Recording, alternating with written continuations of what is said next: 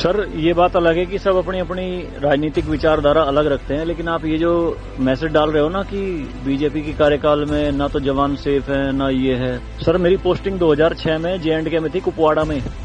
वहां पे बॉर्डर पे एक रूल था, no first fire no more than 11 NM, यानी कि जब तक पाकिस्तान की तरफ से एक भी फायर नहीं आ जाता तुम कोई फायर नहीं करोगे।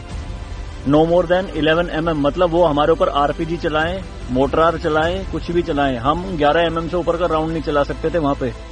मेरे हाथ पे ओम गुदा हुआ है। इस ओम के गुदे होने की वजह से मुझे हाथ में रुमाल बांध के ड्यूटी करनी पड़ती थी वहां पे।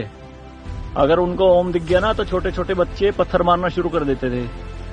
और सर श्रीनगर के लाल चौक पे 26 जनवरी के दिन बहुत बड़ा तिरंगा बिछा के जिंदी गाय काटी थी, जिंदी, और जिंदी की खाल उतारी थी सबके सामने, पूरी सेना के सामने। यूनिट खड़ी थी वहां पे पूरी, और चक्कू लहरा के खूब बोलते थे, क्यों भाई हिंदुस्तानी कुत्तों, तुम्हारी माँ है ना ये, देखो क्या हाल करेंगे इसका हम।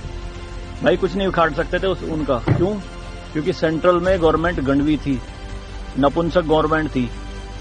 हमारे सर पे चौकी बना ली थी उन्होंने, जो LAC है ना, LOC, उस पे बिल्कुल वहीं 50 मीटर के दायरे में। और रात में बड़े बड़े स्पीकर पे माइक पे बोलते थे पाकिस्तानी रेंजर्स, अरे अपनी बहनों के एक रात के लिए हमें दे दो, क्या हुआ हिंदुस्तानी नपुंसको, चलाओ गोली। कुछ नहीं कर सकते थे उनका। 2014 में जब गवर्नमेंट चेंज हुई तो सेना अध्यक्ष बिपिन रावत साहब जब उनसे मिले तो उन्होंने बताया कि बॉर्डर के हालात खराब है सर, छूट नहीं है जवानों को कुछ भी। तो PM मोदी ने कहा था कि छूट मेरी तरफ से पूरी है, मैं नहीं जाऊंगा वहां लड़ने, तुम जाओगे।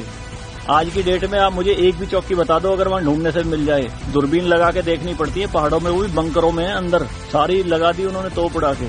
शांति काल में आप 155 mm की बोफोर्स टाइप की तोप नहीं चला सकते, यूएनओ का रूल है। लेकिन 2014 में ये बोफोर्स भी चली JNK में पाकिस्तान की तरफ चौकी उड़ाने के लिए।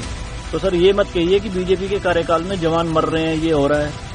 सर सेना के जो हाथ खुले हैं ना वो बीजेपी के कार्यकाल में ही खुले हैं। मैं इसका जीता जागता प्रत्यक्ष आपके सामने बैठा हूं।